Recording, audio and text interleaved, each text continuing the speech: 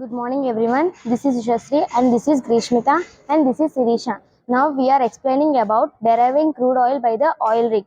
A drilling rig is an integrated system that drills wells, water wells such as oil and the other construction purposes into the earth subsurfaces. The full form of oil rig is oxidation is loss, reduction is gain. The first oil well is drilled by the Edwin Drake in 1857. Oil rig is used to drill the deep holes so that the oil can be extracted. Petroleum and natural gas are lying in the rock formation beneath in the seabed.